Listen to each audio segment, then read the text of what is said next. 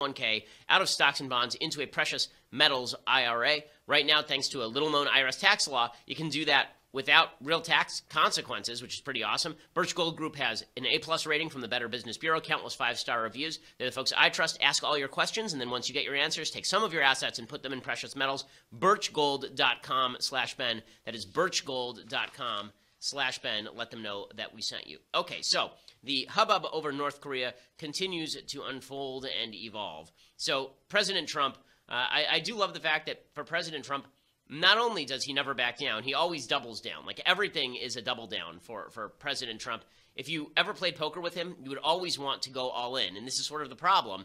The reason being that half the time he's bluffing and half the time he's not. And you really don't know when he's bluffing and when he's not. But you have a pretty good indication that he's bluffing sometimes because he can never get out of a hand. He never just puts it down and says, okay, walk away from this hand. Everything has to be doubled down on. So you remember a couple of days ago, Trump said about North Korea that if North Korea were to continue to threaten, then he would unleash the fire and the fury and, frankly, the power. You remember all of this. The fire, fury, furiosa, frankly, power, Mad Max, Fury Road, unbelievable, Draconis. And so everyone went nuts. The left just thought this was insane. He's going to burn everyone alive. And I was saying, calm down, everyone. That's not going to happen. There are negotiations happening behind the scenes. Trump tweets stuff because that's what Trump does. And even the North Koreans know better than to fire a nuclear missile just because Trump is mouthing off. They know enough to know that should they actually try something, we would finish them. They would be done. So this morning, Trump tweeted out, military solutions are now fully in place, locked and loaded should North Korea act unwisely. Hopefully Kim Jong-un will find another path. Okay, everybody say, oh, it's an escalation, a dramatic escalation. The rhetoric is escalating. The activity is not. So we are doing the same flyovers of North Korea that we've always been doing. We've been doing the same joint naval exercises with the Japanese and with the South Koreans, with the South Koreans that we've always been doing. Nothing has really changed along those scores. So the idea that Trump is dramatically escalating the situation, it's just not true. But his rhetoric is constantly escalating because Trump gets a high off of his own fumes when it comes to the level of his rhetoric. I mean, this is why he has people apparently bring him folders filled with pictures of him looking powerful. So yesterday he's asked about the fire and the fury and the furiosa and the phenomenal fury. And he was, and he says, not only was I right then, I'm going to double down. It's not even big enough. I think we have to go even bigger with the rhetoric.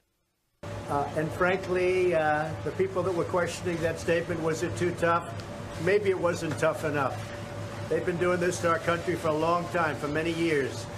And it's about time that somebody stuck up for the people of this country and for the people of other countries. So, if anything, maybe that statement wasn't tough enough. And we're backed by 100% by our military. We're backed by everybody. And we're backed by many other leaders. And I noticed that many senators and others today came out very much in favor of what I said.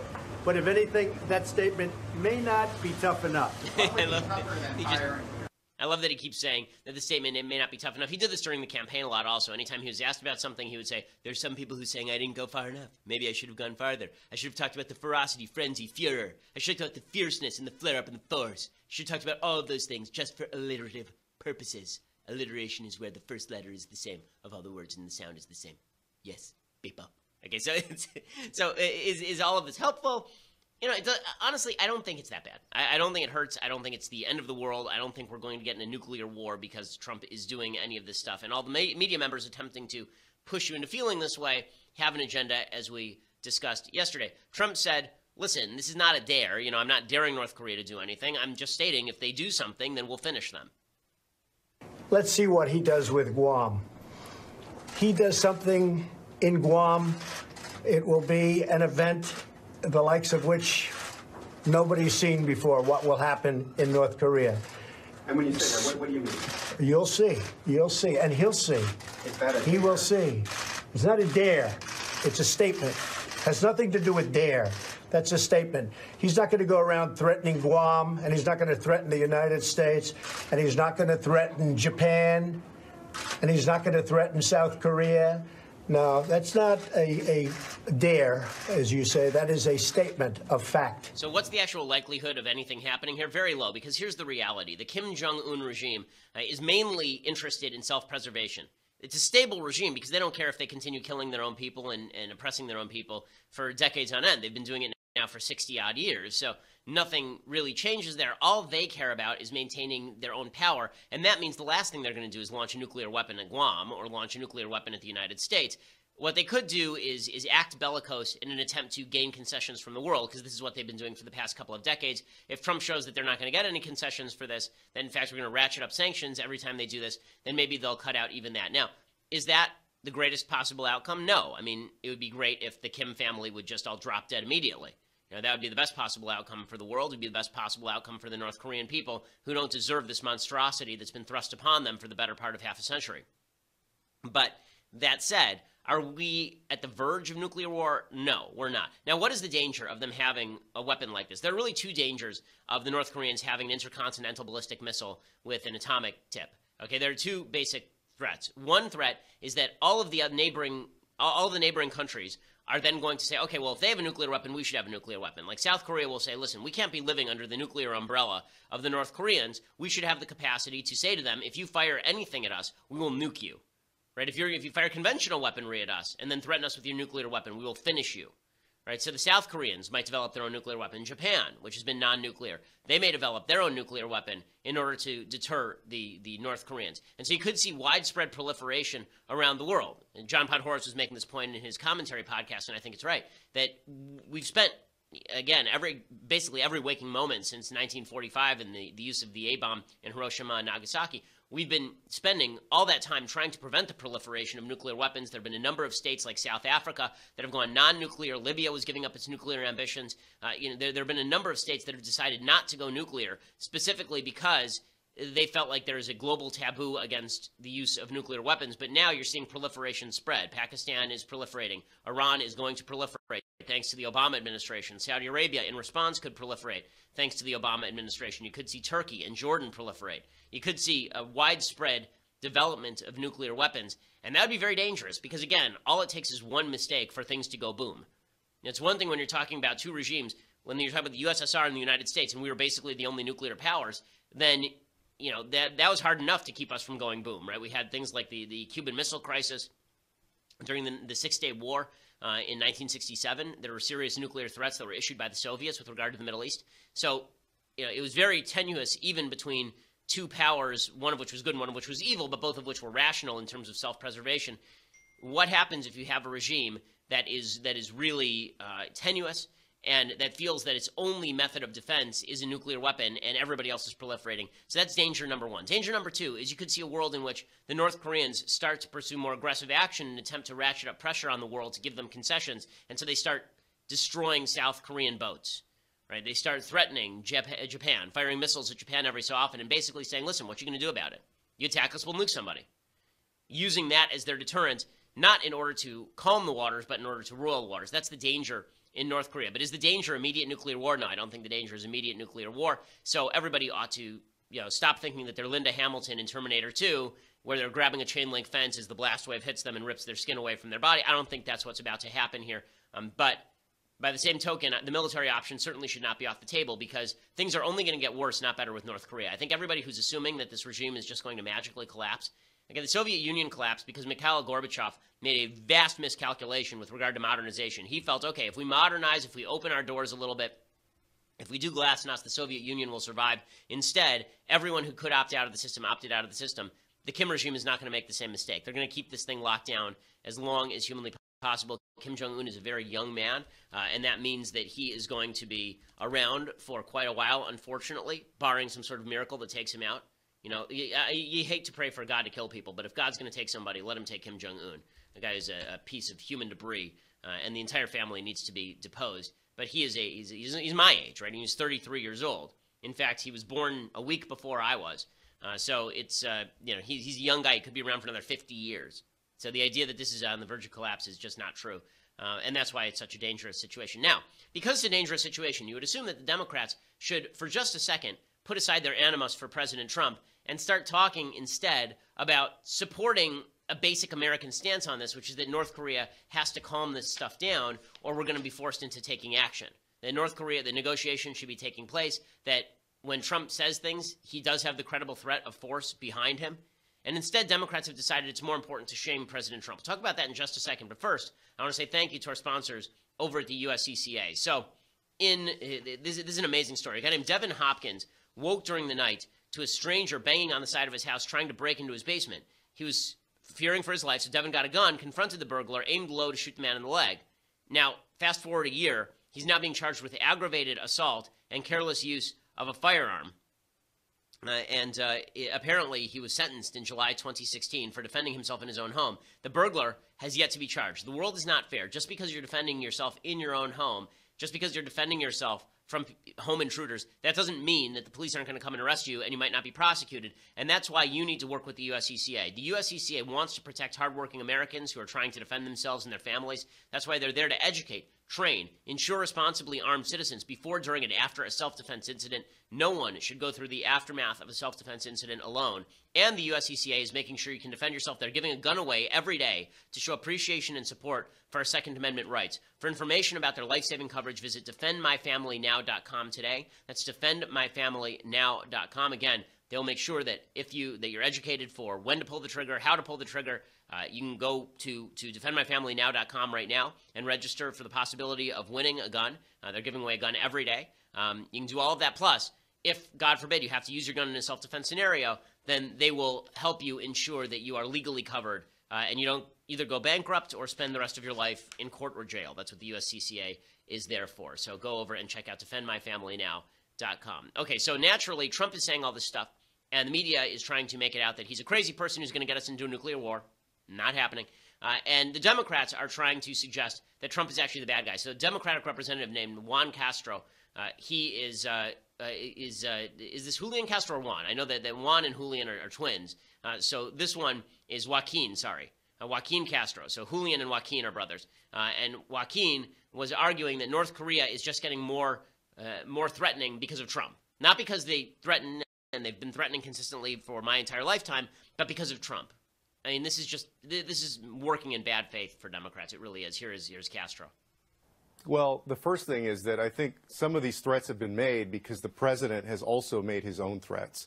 And so that's why I'm saying that we need to allow diplomacy a chance to work instead of going tit for tat with a 32-year-old dictator in North Korea. Okay, diplomacy is working. In fact, there are reports today that diplomacy is moving forward, that the Trump administration has had contacts for months with the North Koreans, and that we are moving toward some sort of diffusing of the situation. But the idea that you're going to go on national TV and you're going to undercut the credible use of military force with regard to North Korea, is a very dangerous notion. Maxine Waters is doing the same thing again. Maxine Waters has been proclaiming for months that Trump will be impeached, or Trump will plot, or something will happen that will get Trump out of there through some Democratic-created miracle. She says that Trump is bluffing. Okay, again, this is bad stuff. You never want to say that the president of the United States is bluffing. When Obama drew his red line in Syria, there were those of us who said, it's stupid to draw the red line if you're bluffing. But it was not a good thing if we were out there saying he's definitely bluffing. You don't want to show enemy regimes that you think the president of the United States is full of it, because it means that their credible threat for use of force is gone. How do you deter if people think that you're completely full of it? Here's Maxine Waters, however, whose top priority is not preventing North Korea from getting aggressive. Her top priority is instead trying to humiliate President Trump. I believe that North Korea is interesting threats to the United States, but I think there are some things that they want from us, and we have to find out whether or not we can work with them on the things that they're asking for. And so this is something that we should be very concerned about, but this is not the time to go bluffing and threatening. This is a time for diplomacy. Okay, so, whenever Democrats say it's time for diplomacy, diplomacy involves the credible threat of use of force. I mean, that's half of diplomacy. Right? The whole idea of diplomacy is supposedly the iron fist inside the velvet glove. And you either get the velvet glove or you get the fist. If there is no credible threat, then why engage in diplomacy in the first place? I mean, if the North Koreans know we're not going to do anything, then why wouldn't they just continue to develop their nuclear weapons and threaten whomever they want and fire nuclear weapons at whomever they choose? There has to be a credible threat of force. Democrats treat diplomacy, it's a pet peeve of mine, they treat diplomacy as though diplomacy is an actual policy, instead of diplomacy being a strategy toward the achievement of policy. There is a difference. Okay, a policy is something that you are attempting to forward. Obviously, you would prefer diplomacy to force if they achieve the same end. But if they don't achieve the same end, then you have to determine, is diplomacy better or is force better? Diplomacy is a strategy. It's like, I'm in a fight with my wife, right? And I have a couple of strategies as to how I can diffuse the situation. Okay, the goal is not the strategy. The goal is to diffuse the situation. Maybe to diffuse the situation, I need to give her space. Maybe to diffuse the situation, I need to hug her and talk. But those are strategies towards diffusing the situation. The goal of the situation isn't for me to have alone time. The goal of the situation isn't for me to grab a hug. Maxine Waters and Democrats, they treat diplomacy as though the goal of the situation is to talk with North Korea. Who wants to spend their time talking with North Korea? The purpose of talking with North Korea is to achieve some sort of settlement where we're not on the verge of nuclear war every 5 seconds with a nutcase who lives there.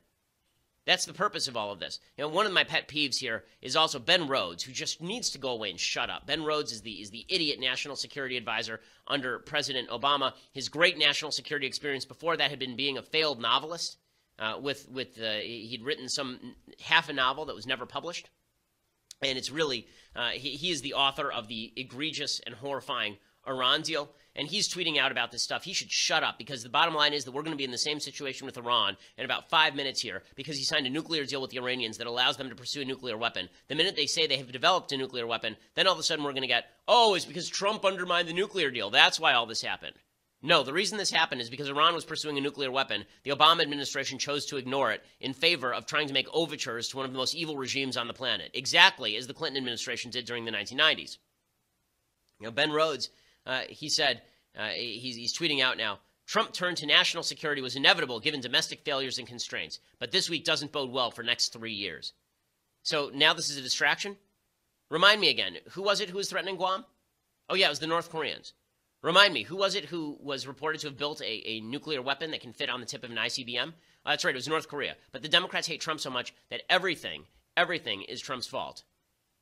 And then you've got Ben Rhodes tweeting about how we can't back out of the Iran deal, because if we back out of the Iran deal, then it's just terrible. He says this is a key point. Any chance of a deal with North Korea goes out the window if Trump cancels a nuclear deal that Iran is complying with. Then maybe you shouldn't have signed a bad nuclear deal with Iran, handing them the store, opening the grocery store. The Democrats keep signing bad deals, and then they're shocked when everybody takes advantage of the bad deals. That is far more of a problem than people trying to enforce deals and trying to ensure that places don't go nuclear and threaten others. It's really quite amazing. I mean, the delusion of the Democrats is insane. He says they're ripping on Trump because of this tweet about military solutions and locked and loaded. He says, are we coordinating with our allies? Listen, I am sure that our military is coordinating with our allies. Trump says stuff. Everybody knows Trump says stuff. So I'm highly doubtful that we're in the midst of a nuclear war here. But this is what Democrats want you to believe so that you're scared of President Trump. Okay, meanwhile, there's been some hubbub about Trump's staffing decisions with regard to national security. And this is indeed a problem. You want to present a united face when it comes to your national security team. Trump's governing by chaos is not useful when it comes to national security. So you've got open battles now between Steve Bannon, Trump's chief strategist, and H.R. McMaster, Trump's national security advisor. McMaster has ousted a bunch of Bannon loyalists inside the administration, some of whom should have been ousted, some of whom probably should not have been ousted. McMaster is an expert on counterinsurgency. His perspective on Afghanistan is apparently one of the things at issue with Steve Bannon. Bannon just wants to get out of Afghanistan. McMaster is saying, guys, al-Qaeda is still there. If we get out of there, there will be another terrorist attack. We ought to be staffing up, not staffing down in Afghanistan. Bannon is arguing the reverse. That fight is causing Bannon to feel marginalized and lash out at McMaster. There's some ancillary issues regarding McMaster. McMaster is not particularly pro-Israel, which I think is a problem, obviously. But Trump is the president, and if he can check McMaster on Israel and then listen to his advice on Afghanistan, that seems to me probably a better strategy. Trump has been forced to come out yesterday, for example, and say that he has confidence in his own national security advisor. This does not provide the sort of face to the world that you want. What you want when it comes to foreign policy is a united front where people know that whatever you say is credible, that there are not arguments among your members of your administration publicly. You don't want members of your administration arguing with each other. That creates confusion, and it leads America's enemies to sit around thinking, okay, what do they really think? What do they really want? So here is Trump being forced to testify to the greatness of McMaster. Do you have full confidence in your national security advisor? Yes, I do. General McMaster? Yeah. Absolutely. He's our friend. He's my friend, and he's a very talented man. I like him, and I respect him. Okay, so he's sticking with McMaster for now. The right is very upset with McMaster because of all the purges of a lot of the Bannon people and the feeling that McMaster is more of a traditional defense guy who's willing to work with Obama holdovers. All of that is Trump's call. All of it's Trump's call. I keep hearing from people, you got to trust Trump. Fine, trust Trump. It's his call. Time for him to get his poop in order. The same thing is happening with regard to Sebastian Gorka. Sebastian Gorka is one of the national security advisors, a foreign policy advisor to President Trump. It seems like his main job is to go on TV and say stuff that Trump likes. Sebastian Gorka, I've met him, I think, once. Seems like a nice guy. I think he's pretty knowledgeable about world events. But he and Rex Tillerson, Trump's own Secretary of State, are going at it because Tillerson is saying, don't worry about the militaristic rhetoric. We're working on something. And Gorka's out there saying, Tillerson's at state. He doesn't get to talk about what Defense Department is doing. And so now Gorka is under fire for going to war with Tillerson. Sebastian, this is going to be all over the papers, and whether you had the exact meaning that people have now interpreted it as, it looks like to some people, it looks like, forget backstabbing, that you front stabbed the Secretary of State. And, people look at that and say, who was he to admonish any process that the Secretary of State would take? He's handpicked by the president. I was admonishing the journalists of the fake news industrial complex who are forcing our chief diplomat into a position where they are demanding he makes the military case for action when that is not the mandate of the Secretary of State. That's why we have a Department of Defense. If a journalist doesn't know the difference between so Gorka tries to turn on the media, but again, Trump needs to get his team under control. You'd hope that John Kelly would help him with this, but obviously Kelly is not able to get everything under control as of yet, and that is not a good thing. Okay, so before we get to things I like and things I hate, and then I want to spend some ample time on the mailbag, first, I want to say thank you to our sponsors over at Policy Genius. So right now, if you don't have a life insurance policy, you're making a very large mistake. You should have a life insurance policy no matter how young you are, no matter how old. The bottom line is you don't want to die and leave your family in the lurch. PolicyGenius.com is the place you can go to learn about life insurance, compare quotes from America's top providers, and save up to 40% on your policy. They've placed over $5 billion in life insurance. In fact, most Americans think life insurance costs 2 to 3 times more than it actually does. You can save a lot of money by going to PolicyGenius.com. And they have a licensed team of experts willing to talk you through it. No call waiting. You don't have to worry about going through some sort of computerized system. You get actual customer service. If you've been putting all of this off, you need to go to PolicyGenius.com today. Make sure that you're getting the best life insurance deal that you possibly can. PolicyGenius.com today. Again, you can save up to 40% just by comparing policies. Shopping around is the way to get life insurance anyway, and Policy Genius does all the legwork for you. The quotes are free, no sales pressure, no hassle. PolicyGenius.com. Go check it out. Make sure that your family is covered in case something bad should happen to you. It gives you a certain level of peace of mind that is certainly very worthwhile. Okay, so before we get to things I like and things I hate and then the mailbag, first we have to say goodbye to you over on Facebook and on the visuals of YouTube. So if you do not know and you just listen to us online, we are in a visual show, not just an audio show. If you want to watch us, if you want to watch this show unfold in real time, watch the magic happen, enjoy it. If you want to be part of the mailbag, we have a mailbag, and you can be part of the live mailbag right now today. If you go over and subscribe at dailywire.com for just $9.99 a month, you get the subscription to not only this show, but Andrew Klavan's show. See that live. The Michael Knowles show, which is surging up the iTunes charts for some godforsaken reason. You can check that out as well. It's actually quite good. You can give that a listen and a watch, and you can be part of Michael's mailbag. He also bears, when he wears glasses, striking resemblance to Rachel Maddow. Really, really incredible. But you can check that out as well for $9.99 a month. And you can also get the annual subscription for $99 a year. For that, you not only get all of the above-mentioned things, but you also get this. The most magnificent of tumblers. This leftist tears, hot or cold. I drink out of it every day. My lips, I only allow my lips to touch the finest things. And this right here, like my wife, and this right here is one of the finest things in life. This leftist tears, hot or cold tumbler. It is just incredible. It is magnificent. You will enjoy, every time you hold it, you'll feel the power surge through you. It's like the power of the ring, except not evil. You can check it out, Leftist Tears Hot or Cold Tumbler, for a $99 annual fee and become part of our team and join the mailbag so you can ask me questions right now and make your life complete. So make sure you subscribe. Also, we are, for the entire week we have been, #1 news and politics podcast in the country. We are #2 to Oprah. Folks, a little disappointed. Not in you. I think iTunes is screwing with us, to be honest with you. I mean, you look at Oprah's ratings, and she's at like 2.5 stars, and we're at 5 stars with 8,000 reviews at this point. But we are number 2 to Oprah. Oprah must be defeated. Must be defeated. I understand that she may release bees on her audience. I've seen that from the interwebs. But you should help us anyway. Go over and subscribe. Leave us a review. We always appreciate it. We are the largest conservative and news and politics podcast in America.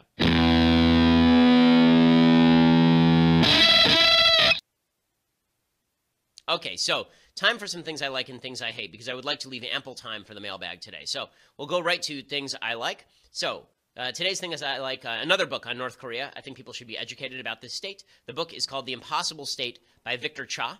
And it is a history of North Korea. It looks back at what it was. It looks forward to what's going to happen there. It talks about its level of stability, what comes after if the Kim family should basically lose power, whether there is, in fact, some sort of internal turmoil. It's very difficult to tell. North Korea is sort of a black box. And so the reporting on North Korea tends to be a little bit of haphazard because they don't allow foreign journalists in. But this book is quite a good look at North Korea, how it operates, and why it has the problems that it has. The Impossible State, North Korea, Past and Future by Victor Cha. You can go check that out. Okay, other things that I like. So Barack Obama is coming back, so this is exciting. He's going to campaign for the Democrats. I could not be more excited about this. Democrats are so screwed that they are trying to bring back the ghost of Christmas past. They're bringing back the president who lost them 1,000 seats in state houses across the country, 12 governorships, 10 Senate seats, 63 House seats. That's the guy that they are trying to restore to the leadership of the Democratic Party, the guy who created a coalition so fragile that even Hillary Clinton couldn't mobilize it in her own favor to defeat a reality TV game show host. And Obama is back. Apparently, he's going to help them fundraise. Ha, ha, ha. The Democrats have raised apparently half the funding that Republicans have since the election cycle, which is amazing. And he is apparently also going to help the politicians out by speaking. That is not going to work for them. So congratulations to Democrats. You have hit on, yet again, one of the world's worst strategies. So that is just excellent. Other news that I like. It's not really news that I like, but I do like when reality takes hand. So here is the piece of news by Amanda Prestigiacomo. She is one of our favorite writers over at Daily Wire. A woman who enlisted to become the first ever female Navy SEAL quit after 1 week of training. 1 week of training. According to the report from the Washington Examiner, the unidentified female candidate dropped out in early August during a 3-week course in San Diego that began July 24th. It was the first assessment of potential SEAL officers before they can be sent on to more grueling courses, according to the website, which cited multiple Naval Special Warfare Command sources. So before January 2016, women were not allowed in military combat roles. There were no female applicants in the 18 months since that historic change until July, which is when this woman enlisted. She lasted for 1 week. Okay, so the fact that she signed up, listen, anybody who signs up is doing more than I have, so I can't criticize them on that basis. But the stupidity of a left that suggests that women are exactly the same as men in every way is demonstrated every single day by reality. By the way, this is one of the reasons I think this movie Atomic Blonde is failing. We were discussing this before the show, Mathis and Austin. Austin saw the movie. He thinks it's really good. I haven't seen it yet, so I really have no opinion on the quality of the film. Apparently, it has a 20-minute fight sequence that's really amazing. I have a general problem with female fight sequences where you get one woman beating up guys who are 200 pounds. Like she's 105 pounds soaking wet, and she's beating the crap out of guys who are 200 pounds. And it's like, no. In boxing, we have weight classes, right? If there's a 10-pound difference between two boxers, they're in different weight classes. You think that doesn't apply to a 75, 80-pound difference between men and women? Like, come on, gang, come on. So I think that's one of the reasons why the female action star genre hasn't been doing particularly well. There have been a bunch of movies that have come out recently with the female action star, and they just don't work that well typically because the suspension of disbelief to watch some beautiful woman the size of my wife throw around some 6'3" dude who weighs 240 pounds, it requires a certain suspension of disbelief. I think also the marketing for that film, it seemed to make a lot of the lesbian relationship in the film, and I think that that's a mistake for the marketers, not just because some people are put off by that, but also because this is the question I asked Austin. I asked, in the film, is there a reason that Charlize Theron's character had to be a woman instead of a man? Is there anything about her character in the film that makes her necessarily female in any real way other than the fact that she's a female? And Austin said no, right? She's seducing a woman in the same way that James Bond would seduce a woman. So what is the relevance of her being a woman? If she's a female action star, but she's basically just a dude who's a lady, then what have you gained from this? Like the best written female action stars, think of Terminator 2. Linda Hamilton's character is really well written because her entire motivating feature is trying to care for her child, trying to make sure that John is safe, right? That's the entire motivation of her character. If you think of other great action movies where a woman is put in a position of peril, often she's given a motivation that is more typically feminine than, basically she could be James Bond. And I think that's a good thing. I think that there's something that doesn't ring authentic about women who just could be men on screen or men who could just be women on screen.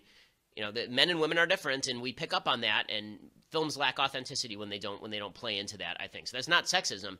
That's just the reality of men and women being different, which I understand is something we're not allowed to talk about anymore. I get all of that. Okay, so other things. Okay, so let's do some things that I hate. So I think that President Trump needs to shut up about Russia. And the reason I think he needs to shut up about Russia is every time he opens his mouth, he just gives fodder to the Democratic side. Now, I still see no evidence that Trump colluded with Russia in this election cycle. I see evidence that his son, Donald Trump Jr., attempted to collude with Russia, but that is not evidence of collusion. The person who is most closely tied with Russia in the Trump campaign was Paul Manafort. Paul Manafort was his chief campaign staff. He was the head of his campaign for 3 months, and he was raided by the FBI, apparently, in the last couple of months. Trump was asked about Manafort and the raid on him by the FBI, and here was Trump's statement. To do that early in the morning, whether or not it was appropriate, you'd have to ask them. I've always found Paul Manafort to be a very decent man, and he's like a lot of other people, probably makes consultant fees from all over the place. Who knows? I don't know. But I thought that was that was pretty tough stuff. Mr. President, to wake him up, perhaps his family was there. I think that's pretty tough stuff. Okay, the reason that he should not say stuff like this is because literally a week and a half ago, he was on tape talking to police officers and saying when there is a criminal suspect, don't put your hand on the top of their head. If you have to rough them up a little bit, go ahead. Right now he's talking about this really tough stuff that Paul Manafort got woken up in the middle of the night. It's not a good look, okay? Not a good look. Like, that's not the problem here. What he should say is, if he thinks Manafort's innocent, he should say Paul Manafort is innocent. If he doesn't think he's innocent, he should shut up.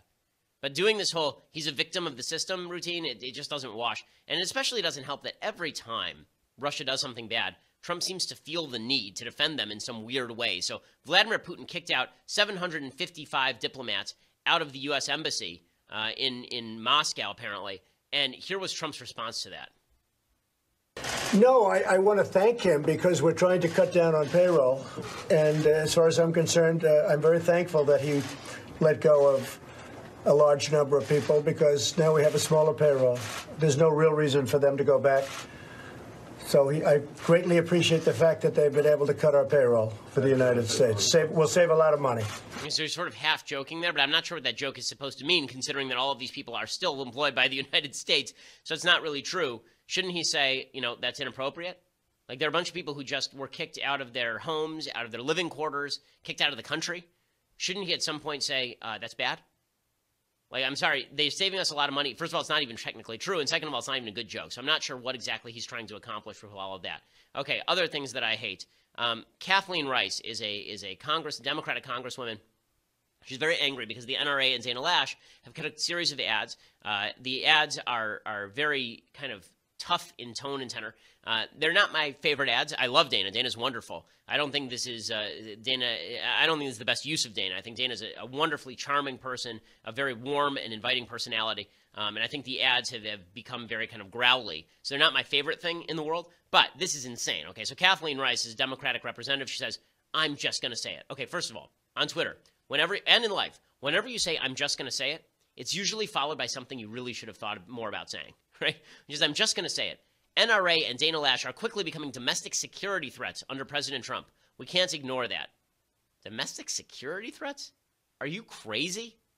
I mean, the answer is yes, you are crazy. I mean, that's a crazy statement, domestic security threats. You're a domestic security threat when you suggest that Americans ought to be armed in case of violence, that Americans ought to be armed in order to protect themselves from home invasion, like exercising their Second Amendment rights. That's what the NRA is for. And when Dana Lash points out that it's a threatening world out there, they're a domestic security threat.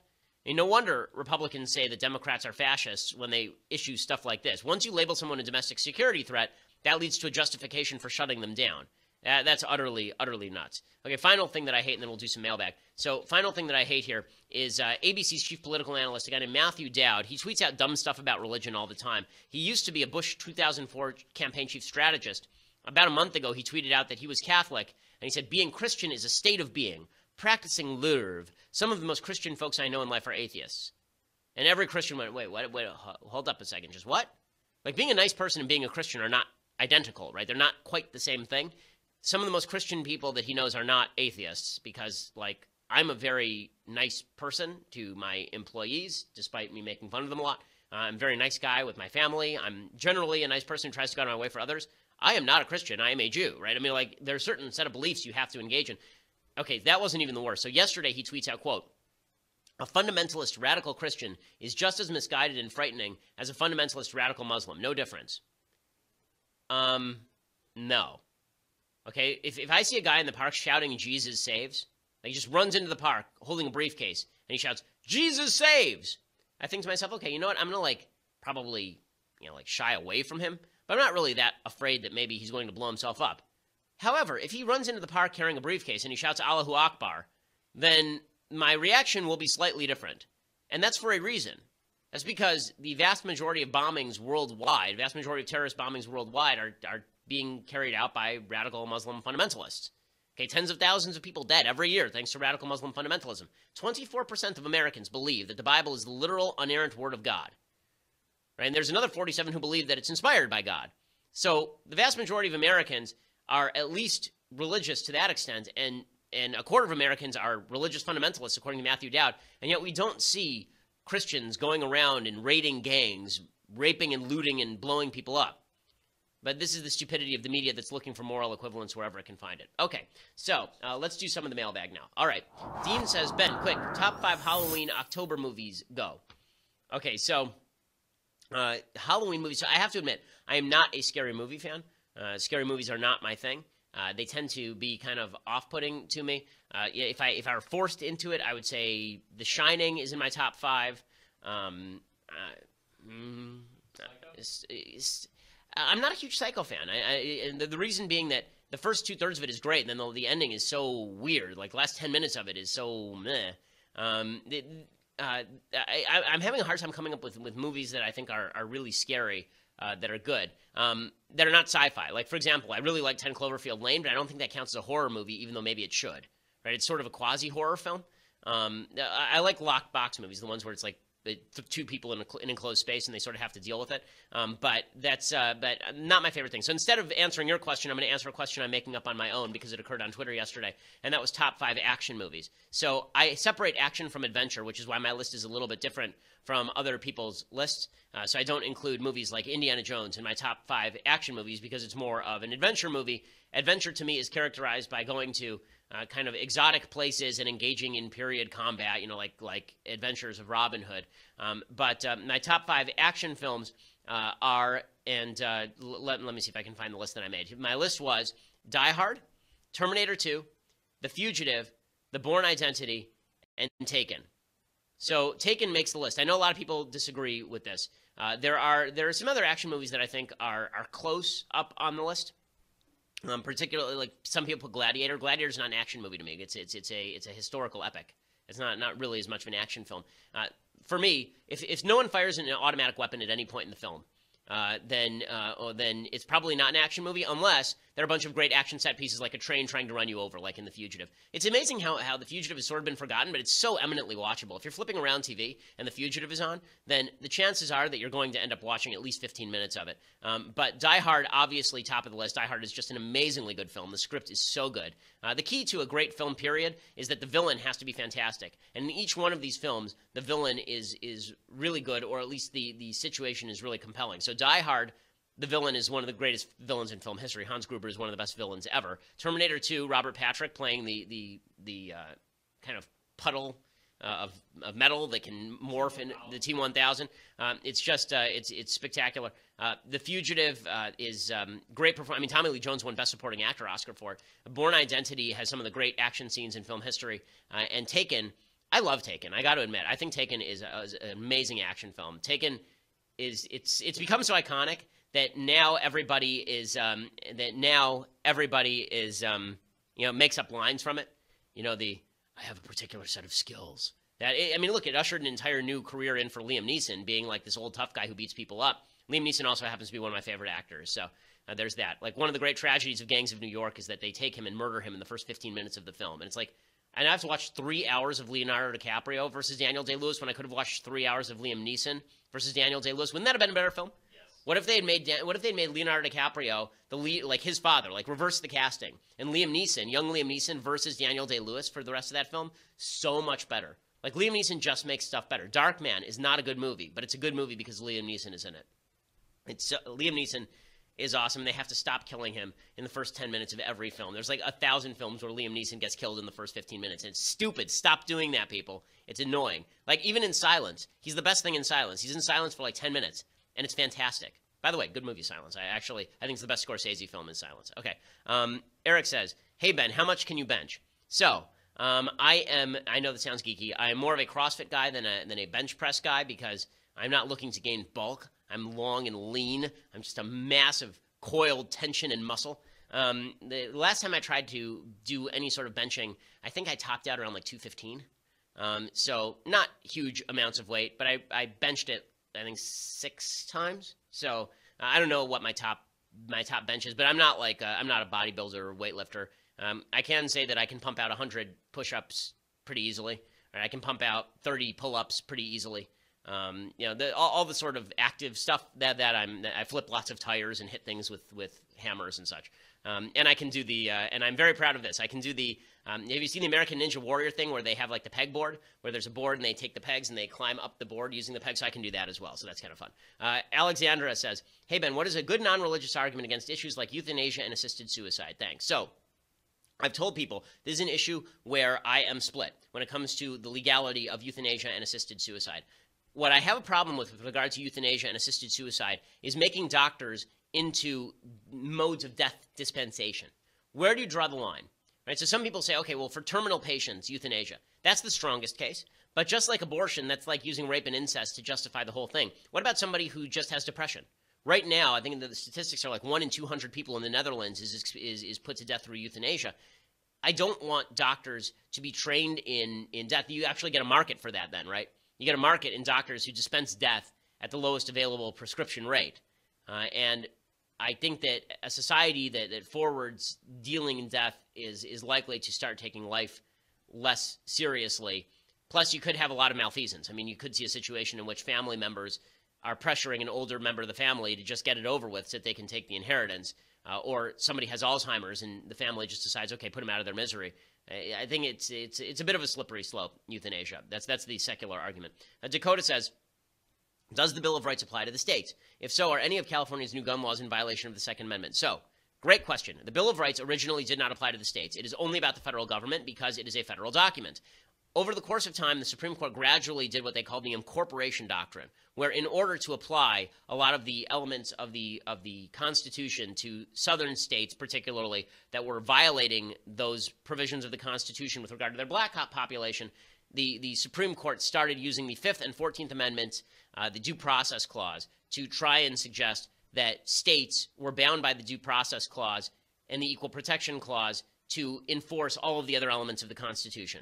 That seems bad constitutional law to me. The First Amendment actually does not apply. I mean, the wording of the First Amendment obviously doesn't apply to the states, right? It says Congress shall make no law abridging freedom of speech. Right? Congress, a federal institution. I don't know how you apply that to the states, but now that it's been legally applied to the states, it applies. So if you were to apply the Second Amendment to the people of California, then yes, California's gun laws almost universally violate the Second Amendment to the Constitution. Tyler says, hey, Ben, do you think legalizing medical marijuana on the federal level would help combat the opioid epidemic? Also, do you think Big Pharma would lobby against this?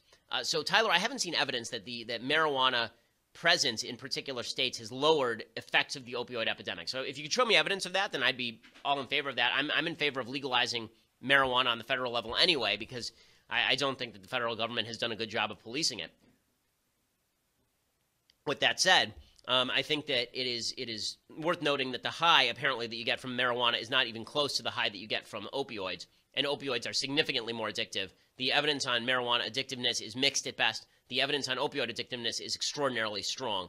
Maybe next week we'll talk a little bit more about President Trump's decision to declare the opioid epidemic a national emergency. I'm not sure what the federal government can do here. The bottom line with the opioid epidemic is it sprang from two particular sources. One, influx of heroin from down south across the Mexican border. Two, the overprescription of drugs like Vicodin and OxyContin that started in the 1990s and 2000s, and so people would have an injury and then they would go get OxyContin.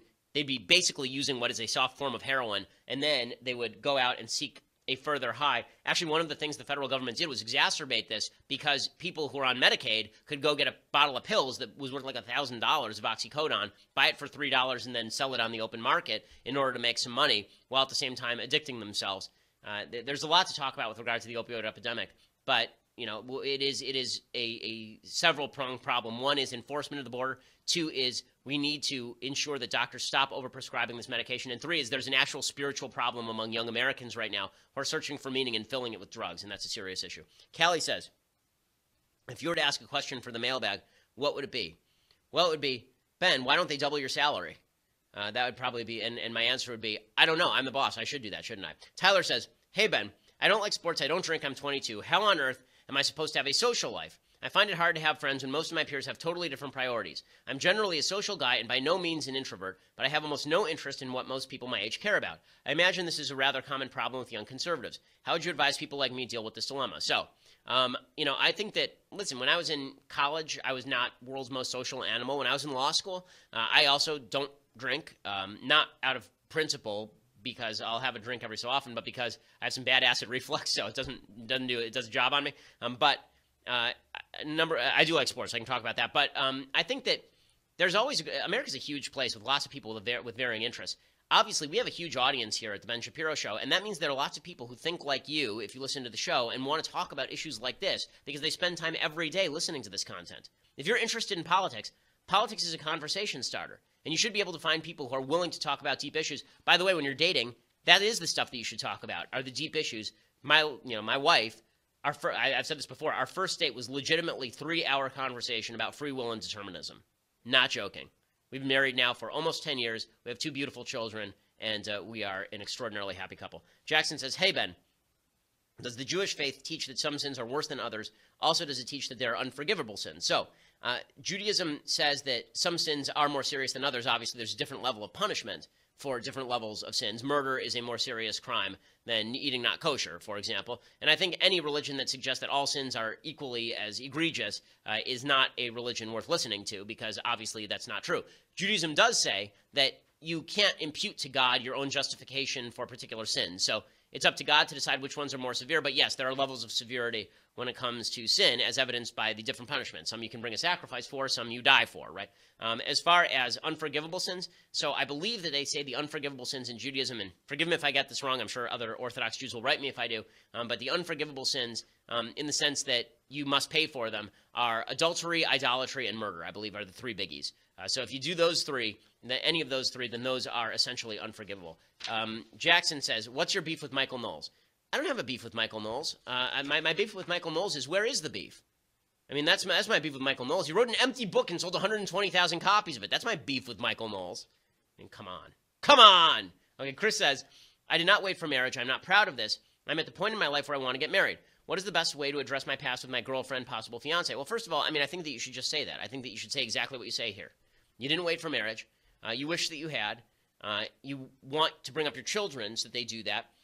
And I think repentance is a wonderful thing. I think that you realizing that you made a mistake and that you wish you hadn't, that's okay. We all make mistakes in life. Being honest about your past and suggesting that you've gotten beyond it is the best way for your potential spouse to know that you're capable of that sort of thing, which is really important. Janet says, Ben, what is your honest take on stay-at-home moms? Do you believe college-educated women who choose this lifestyle have wasted their education? Thank you. No, I don't think that they've wasted their education at all. I think that whatever choice you make to be at home with your kids is a good choice. And the balance that you choose to make between career and being at home is your choice. I think that, women who choose not to be at home with their kids at all have a serious problem. It's why one of the reasons my wife is working the way she's working is because she is hoping that when she's done, she's able to create a much better work-life balance than if she didn't go through a couple of years of of poop to get to the roses. And as my grandmother used to say, sometimes you have to walk through the poop to get to the roses, the manure to get to the roses. And I think that that's what a lot of the educational process is all about. But no, I think that stay-at-home moms are doing something that is vital. I mean, you can see that there's been a tremendous impact on children who don't have parents around as much, thanks to things like divorce. This is not a rip on working women, but everybody has to balance out how much time is necessary with your kids and how much time is necessary in the workplace. And this idea that you can have it all, no, you can't have it all. You can have a lot of most things, and this is not a case against women in the workplace either. Okay, couple more questions and then we'll go. Callie says, with Google and the memo being a hot topic in the news this week, I was wondering, what is your belief the role should or should not play if a business is discriminating in hiring and or paying employees? My belief is that the government should play no role in this, because if a business discriminates in hiring, then they are losing money, because the idea of discrimination inherently is that you're going to avoid hiring the best person for a particular job, and you're going to hire instead somebody else, which means somebody else is going to hire the best person to make more money than you. And if you don't pay employees that well, then you're going to be able to, then that person can go across the street. Free markets tend to get rid of discrimination, not for everybody, but over the course of time. I'm going to try and read this backwards. No. Oh, no, that's it? Okay. So Mathis is going to fix this, because otherwise I'm literally reading a email live backwards and upside down. Okay, it's loading. There we go. Bunbury. You're fond of saying students shouldn't sacrifice their grades to make their argument for conservatism. After the Google memo, it's clear you're not even safe after school. What can we do? Well, again, I think that there's something to be said for the Google memo guy who we had on yesterday, just in the sense that he has now raised the consciousness of the country with regard to the sort of discrimination that's happening at Google. So that's a calculated decision. You have to decide whether you think you're going to do the most good by fighting the power where you stand, or by, staying in the closet as conservative until you have more power. And I think that changes situation by situation, but I don't think that it's worthwhile always granting a baton to the bad guys in order to make a point, because sometimes that point does not go over or is worthless. Okay, so we will be back here next week with all of the latest news. Thanks so much for everything that you do for the show. We really appreciate it. Again, we are the #2 podcast in America after Oprah. And if we continue to grow, then we will overtake Oprah. Oprah delenda est. And we will eventually take that top slot on iTunes, which would be pretty awesome. So we will see you next week. Have a wonderful weekend. I'm Ben Shapiro. This is The Ben Shapiro Show.